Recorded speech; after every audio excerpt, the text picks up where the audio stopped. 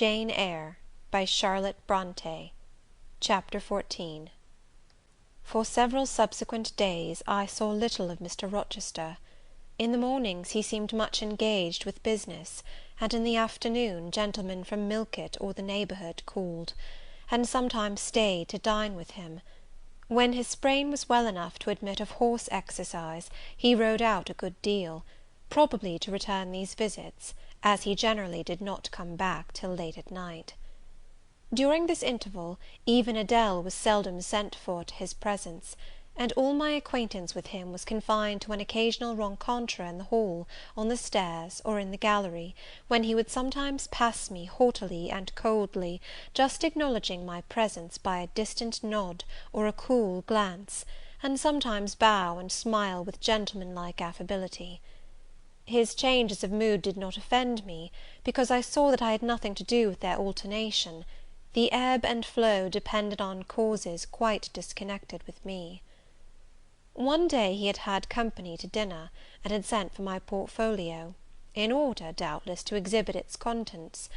The gentleman went away early, to attend a public meeting at Millcote, as Mrs. Fairfax informed me; but the night being wet and inclement, Mr. Rochester did not accompany them. Soon after they were gone, he rang the bell. A message came that I and Adele were to go down stairs.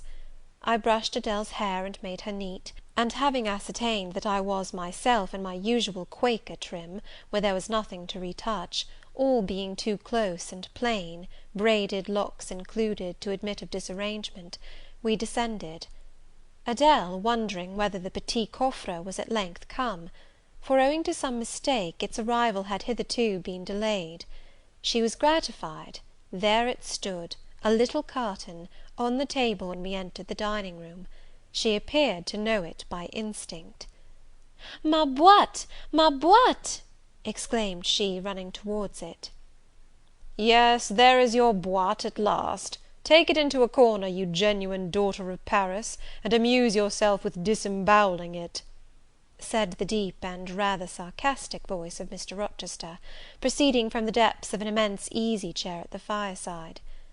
"And mind," he continued, "don't bother me with any details of the anatomical process, or any notice of the condition of the entrails. Let your operation be conducted in silence. Tiens-toi tranquille, enfant, comprends-tu?" Adele seemed scarcely to need the warning. She had already retired to a sofa with her treasure, and was busy untying the cord which secured the lid. Having removed this impediment, and lifted certain silvery envelopes of tissue paper, she merely exclaimed, "Oh ciel, que c'est beau!" and then remained absorbed in ecstatic contemplation. "Is Miss Eyre there?" now demanded the master, half rising from his seat to look round to the door, near which I still stood. "Ah, well, come forward. Be seated here." He drew a chair near his own. "I am not fond of the prattle of children," he continued. "For, old bachelor as I am, I have no pleasant associations connected with their lisp. It would be intolerable to me to pass a whole evening tête-à-tête with a brat. Don't draw that chair farther off, Miss Eyre. Sit down exactly where I placed it, if you please, that is. Confound these civilities! I continually forget them. Nor do I particularly affect simple-minded old ladies. By the by, I must have mine in mind. It won't do to neglect her. She is a Fairfax, or wed to one, and blood is said to be thicker than water." He rang, and dispatched an invitation to Mrs. Fairfax, who soon arrived, knitting basket in hand. "Good evening, madam. I sent to you for a charitable purpose. I have forbidden Adele to talk to me about her presents, and she is bursting with repletion. Have the goodness to serve her as an auditress and interlocutrice. It will be one of the most benevolent acts you ever performed." Adele, indeed, no sooner saw Mrs. Fairfax, than she summoned her to her sofa, and there quickly filled her lap with the porcelain, the ivory, the waxen contents of her boîte, pouring out, meantime, explanations and raptures, in such broken English as she was mistress of. "Now I have performed the part of a good host," pursued Mr. Rochester. Put my guests into the way of amusing each other, I ought to be at liberty to attend to my own pleasure. Miss Eyre, draw your chair still a little farther forward. You are yet too far back. I cannot see you without disturbing my position in this comfortable chair, which I have no mind to do." I did as I was bid, though I would much rather have remained somewhat in the shade; but Mr. Rochester had such a direct way of giving orders, it seemed a matter of course to obey him promptly. We were, as I have said, in the dining room. The lustre, which had been lit for dinner, filled the room with a festal breadth of light. The large fire was all red and clear. The purple curtains hung rich and ample before the lofty window and loftier arch. Everything was still, save the subdued chat of Adele, she dared not speak loud, and filling up each pause, the beating of winter rain against the panes. Mr. Rochester, as he sat in his damask-covered chair, looked different to what I had seen him look before, not quite so stern, much less gloomy. There was a smile on his lips, and his eyes sparkled, whether with wine or not I am not sure, but I think it very probable.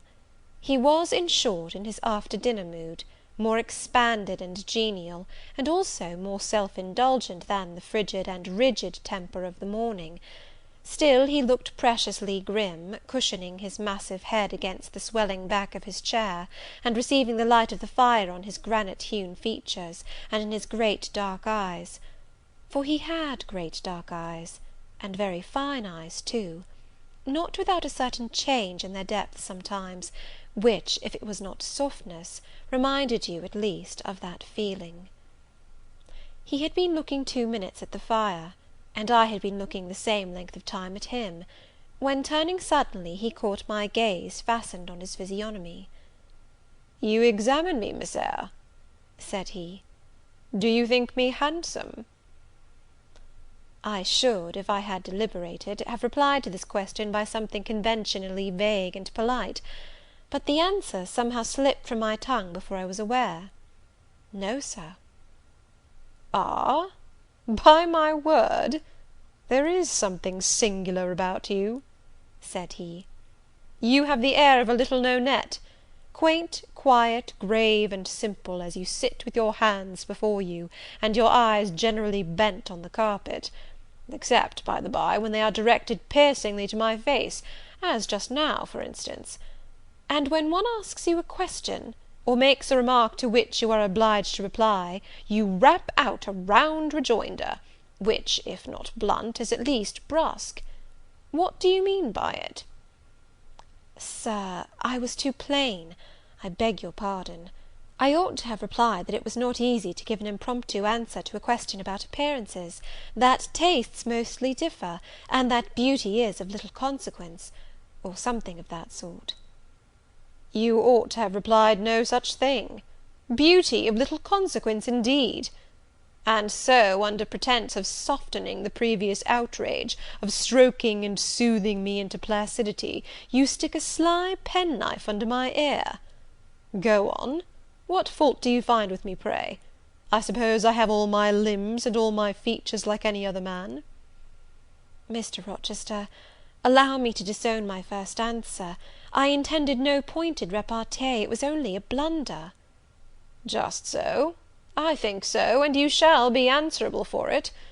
Criticise me. Does my forehead not please you?"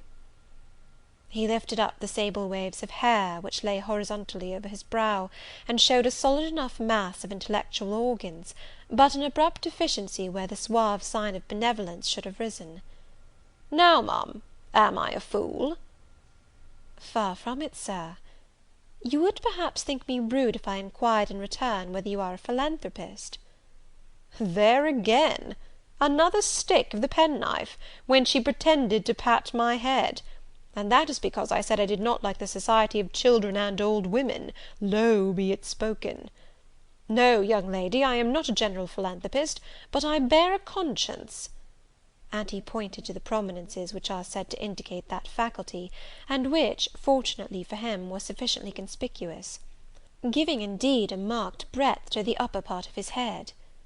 "And besides, I once had a kind of rude tenderness of heart, When I was as old as you, I was a feeling fellow enough, partial to the unfledged, unfostered, and unlucky. But fortune has knocked me about since. She has even kneaded me with her knuckles, and now I flatter myself I am as hard and tough as an india-rubber ball, pervious, though, through a chink or two still, and with one sentient point in the middle of the lump. Yes, does that leave hope for me?" "Hope of what, Sir?" "Of my final re-transformation from india-rubber back to flesh." Decidedly he has had too much wine, I thought, and I did not know what answer to make to his queer question. How could I tell whether he was capable of being re-transformed? "You look very much puzzled, Miss Eyre; and though you are not pretty any more than I am handsome, yet a puzzled air becomes you. Besides, it is convenient, for it keeps those searching eyes of yours away from my physiognomy, and busies them with the worsted flowers of the rug. So puzzle on. Young lady, I am disposed to be gregarious and communicative to-night." With this announcement he rose from his chair, and stood, leaning his arm on the marble mantel-piece. In this attitude his shape was seen plainly, as well as his face, his unusual breadth of chest, disproportionate almost to his length of limb. I am sure most people would have thought him an ugly man, yet there was so much unconscious pride in his port, so much ease in his demeanour, such a look of complete indifference to his own external appearance, so haughty a reliance on the power of other qualities, intrinsic or adventitious, to atone for the lack of mere personal attractiveness, that in looking at him one inevitably shared the indifference, and even in a blind imperfect sense put faith in the confidence. "I am disposed to be gregarious and communicative to-night," he repeated, "and that is why I sent for you. The fire and the chandelier were not sufficient company for me, nor would Pilot have been, for none of these can talk. Adele is a degree better, but still far below the mark. Mrs. Fairfax, ditto. You, I am persuaded, can suit me if you will. You puzzled me the first evening I invited you down here. I have almost forgotten you since; other ideas have driven yours from my head. But to-night I am resolved to be at ease, to dismiss what importunes and recall what pleases. It would now please me to draw you out, to learn more of you. Therefore speak." Instead of speaking, I smiled, and not a very complacent or submissive smile either. "Speak," he urged. "What about, Sir?" "Whatever you like. I leave both the choice of subject and the manner of treating it entirely to yourself." Accordingly I sat and said nothing. If he expects me to talk for the mere sake of talking and showing off, he will find he has addressed himself to the wrong person, I thought. "You are dumb, Miss Eyre." I was dumb still. He bent his head a little towards me, and with a single hasty glance seemed to dive into my eyes. "Stubborn?" he said. "And annoyed? Ah, it is consistent. I put my request in an absurd, almost insolent form. Miss Eyre, I beg your pardon. The fact is, once for all, I don't wish to treat you as an inferior. That is," correcting himself, "I claim only such superiority as must result from 20 years' difference in age and a century's advance in experience. This is legitimate, et j'y tiens, as Adele would say; and it is by virtue of this superiority, and this alone, that I desire you to have the goodness to talk to me a little now, and divert my thoughts, which are galled with dwelling on one point, cankering as a rusty nail." He had deigned an explanation, almost an apology, and I did not feel insensible to his condescension, and would not seem so. "I am willing to amuse you if I can, Sir, quite willing; but I cannot introduce a topic, because how do I know what will interest you? Ask me questions, and I will do my best to answer them." "Then, in the first place, do you agree with me that I have a right to be a little masterful, abrupt, perhaps exacting sometimes, on the grounds I stated, namely, that I am old enough to be your father, and that I have battled through a varied experience with many men of many nations, and roamed over half the globe, while you have lived quietly with one settled people in one house?" "Do as you please, Sir." "That is no answer. or rather it is very irritating, because a very evasive one.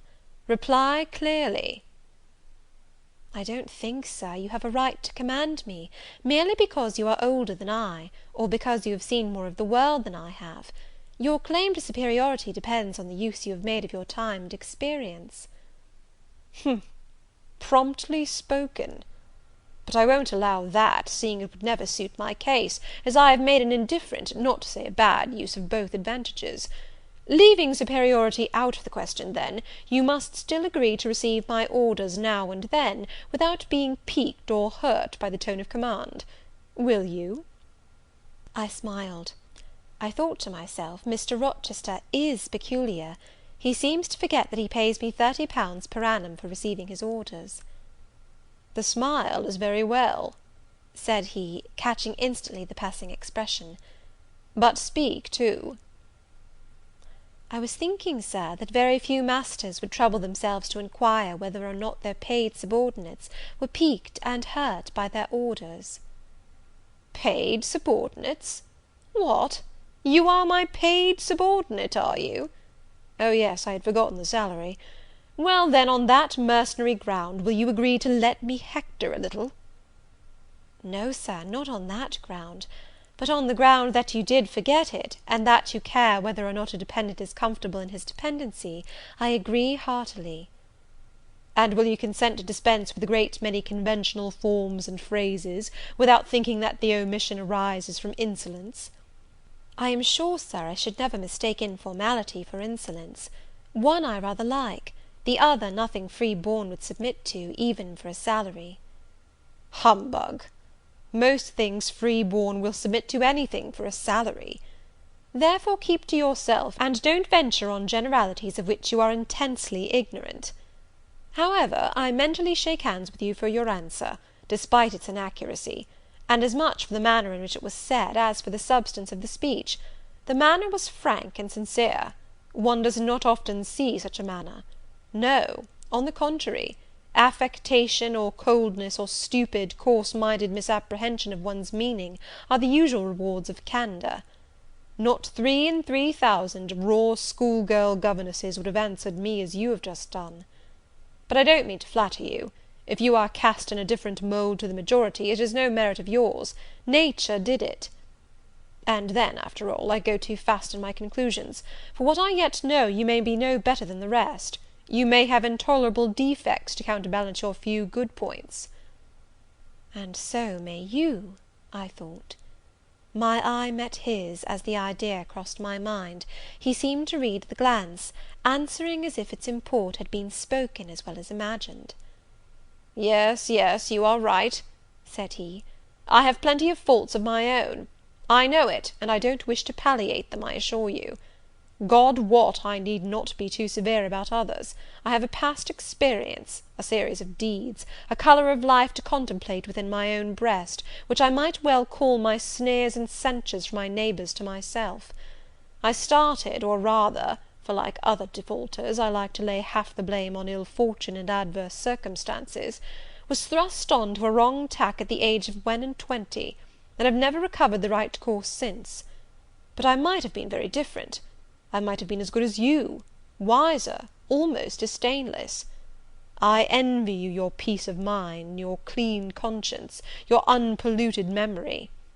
Little girl, a memory without blot or contamination must be an exquisite treasure, an inexhaustible source of pure refreshment, is it not?"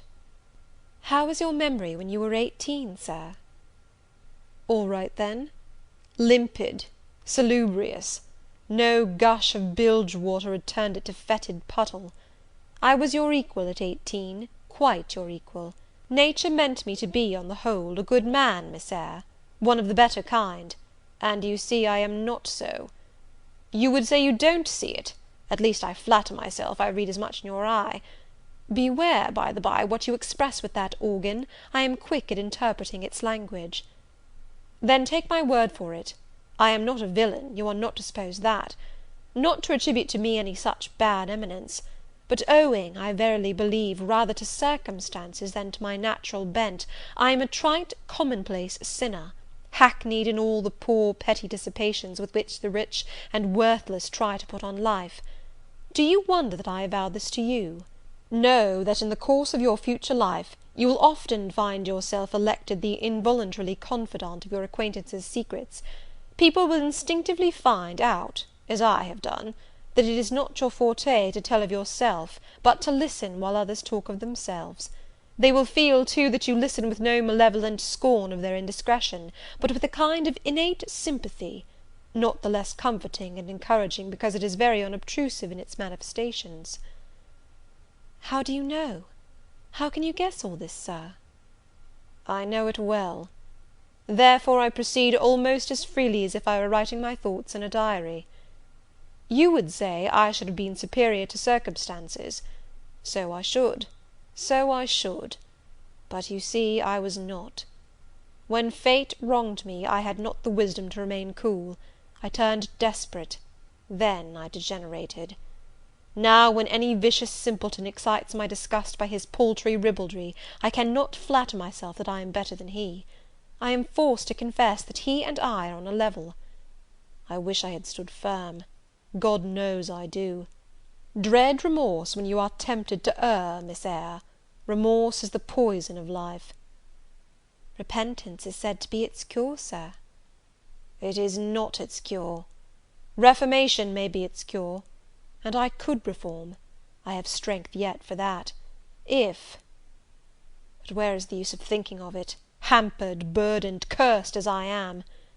Besides, since happiness is irrevocably denied me, I have a right to get pleasure out of life, and I will get it, cost what it may.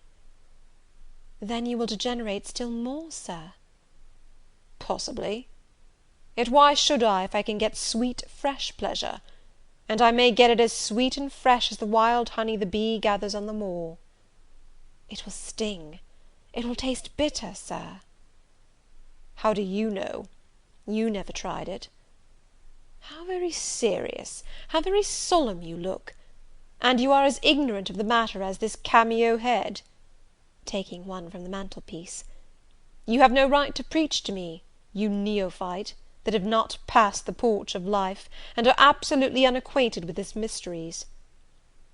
"I only remind you of your own words, sir. You said error brought remorse, and you pronounced remorse the poison of existence."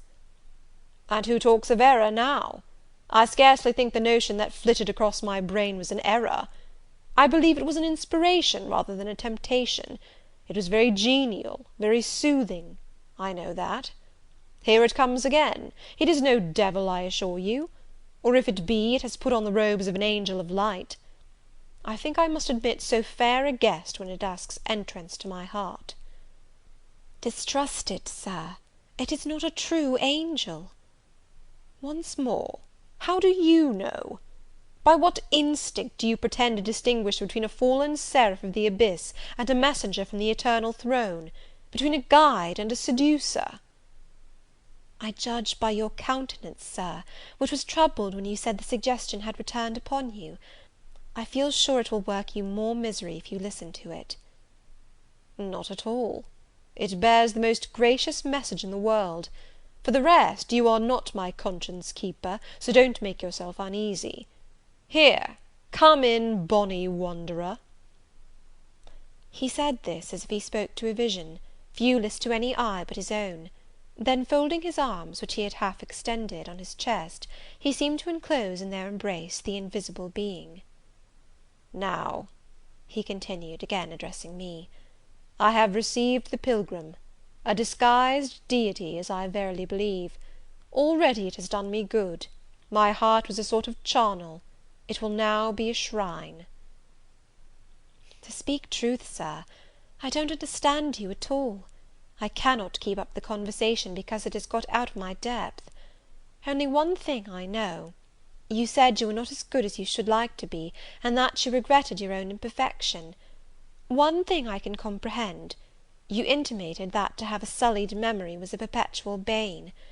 It seems to me that if you tried hard, you would in time find it possible to become what you yourself would approve, and that if from this day you began with resolution to correct your thoughts and actions, you would in a few years have laid up a new and stainless store of recollections, to which you might revert with pleasure. Justly thought, rightly said, Miss Eyre, and at this moment I am paving hell with energy. Sir? I am laying down good intentions, which I believe durable as flint. Certainly my associates and pursuits shall be other than they have been. And better? And better. So much better as pure ore is than foul dross. You seem to doubt me. I don't doubt myself. I know what my aim is, what my motives are, and at this moment I pass a law, unalterable as that of the Medes and Persians, that both are right.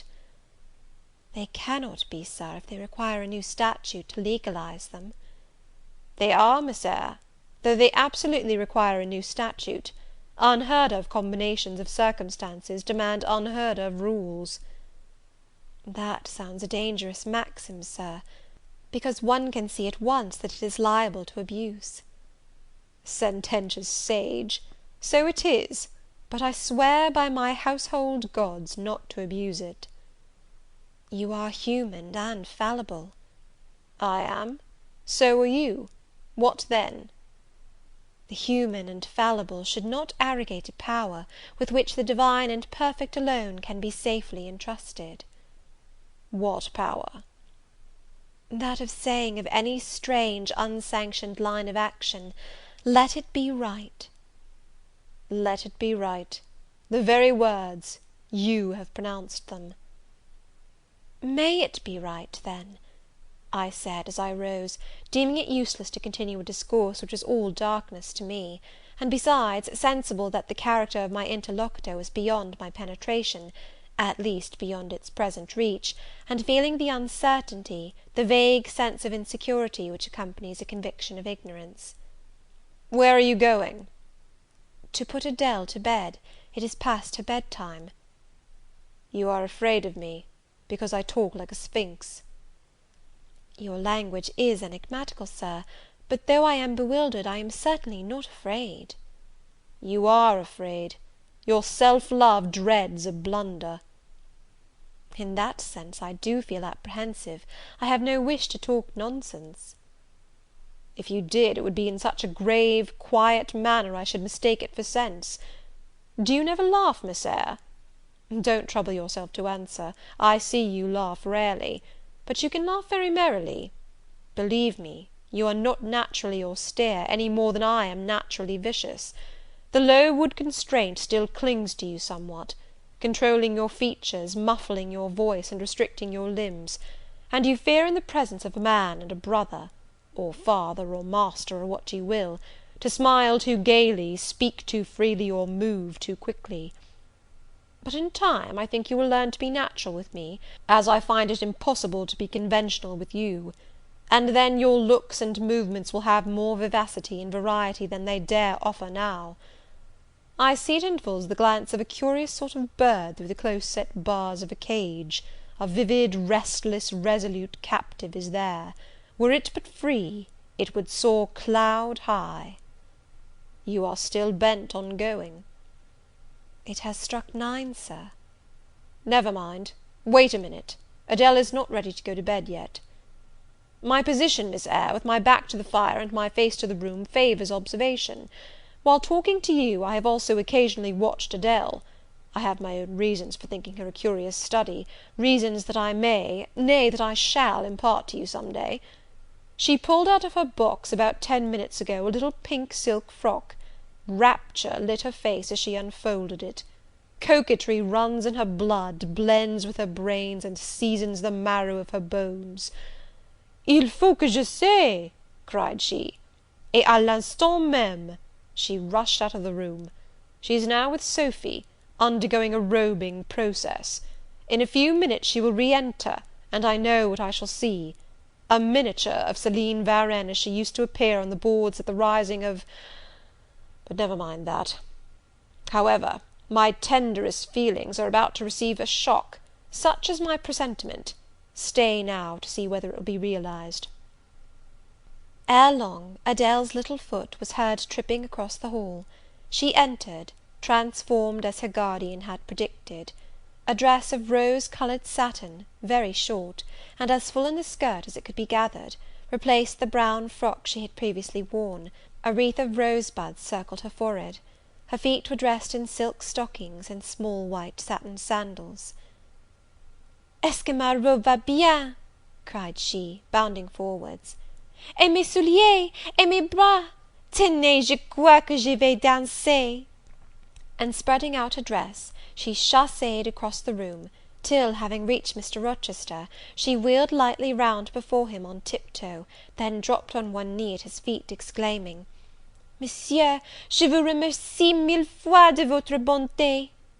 Then rising, she added, "C'est comme cela que maman faisait, n'est-ce pas, Monsieur?" "Precisely," was the answer. "And comme cela she charmed my English gold out of my British breeches pocket. I have been green too, Miss Eyre; ay, grass green. Not a more vernal tint freshens you now than once freshened me. My spring is gone, however, but it has left me that French floweret on my hands, which in some moods I would fain be rid of, not valuing now the root whence it sprang, having found that it was of a sort which nothing but gold dust could manure. I have but half a liking to the blossom, especially when it looks so artificial as just now. I keep it and rear it rather on the Roman Catholic principle of expiating numerous sins, great or small, by one good work. I'll explain all this some day. Good night." Chapter 14.